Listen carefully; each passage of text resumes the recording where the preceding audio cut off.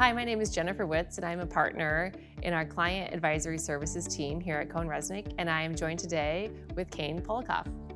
Hi everybody, Kane Polikoff. I've been with CohnReznick for the last 2.5 years, and I've enjoyed being able to spend a lot of time with Jennifer helping to build out our Client Advisory Services practice. So Kane, we worked with a lot of executives, and what are you seeing in terms of how finance teams can better support the growth and scalability of companies?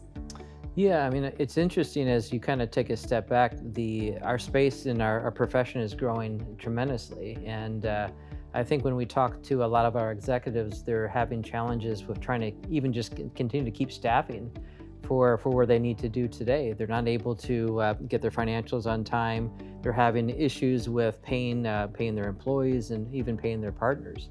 And as we talk to some of our organizations, that the executives are looking to grow. So they're looking 15-20% top line growth, and they need to build their back office. So when we have conversations, first thing comes to mind is, how do you automate? Do you leverage technology? Do you hire more people? Or do you spend more time on automation and process enhancements? And so a lot of what we've done is really deploying new technologies and talking to them how you can do more with less. A lot of the executives we talk to have been using the same systems. They're disparate. They don't talk to each other. And a lot of manual data entry redundancy, which is really causing delays. So by having them kind of streamline, create a tech stack for the vertical that they're in, and helping them actually be better, and ensuring that with using OCR capture technology to reduce manual data entry and to pull information directly into the systems is allowing them to scale. And that's what we're trying to do as we work with them, to show them how to do that. It's a lot of moving pieces there with technology, people, process, so taking that holistic approach on how they can support. And so how have you seen that change? I know you've been in the business for over 20 years, and I'm just curious how you've seen it change in terms of how accounting teams can add value to the organization. Yeah, I mean, I think when you look back for organizations, they always look at accountants as historians, and just trying to do the reconciliation, putting together financial statements, and in a lot of cases, the information is already stale by the time it's ready to go.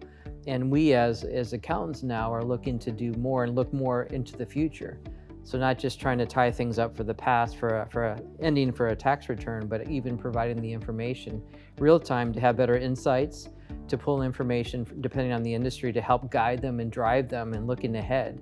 And I think you still got to do the historical piece of that, which is very important, but you need to do both. And I think that's the fun part of what we have is with the new technology, with getting data more real time, it's allowing us to provide even more of an insights and partner with our executives moving forward. I agree with all of that, and I've seen trends where before it was more of a focus on the financials, but now there's also the operational side. And so how do you talk about getting teams to be much more involved in the operations of the business? Yeah, and I think that is understanding your industry first. So as accountants, we just can't be generalists anymore. So there's a difference if you're in a restaurant versus a non-for-profit, or you're in a real estate property management company. And it's the understand what the key performance indicators, what is the definition of success?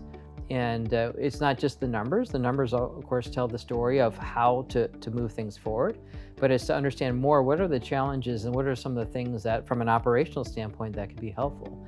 And by not only handling financial data, but pulling in operational data or even payroll information together, we as an accountants can look at that stuff historically, look at benchmark data based on industry, and helping our operations drive things more effectively and holding them accountable too. So it's helping them partner with them, but also helping them see where they need to go as they move forward.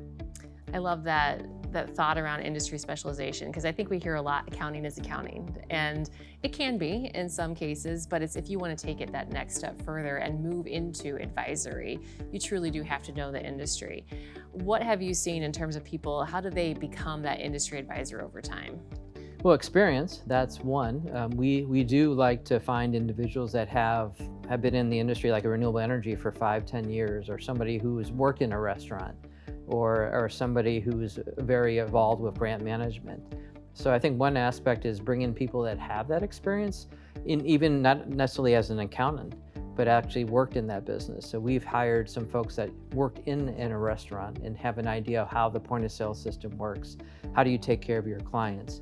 And then as they move on in their career, they become the accountants. It gives them a better perspective on what to look for and what to see, and see what the challenges are. And having that holistic perspective, I think, is important.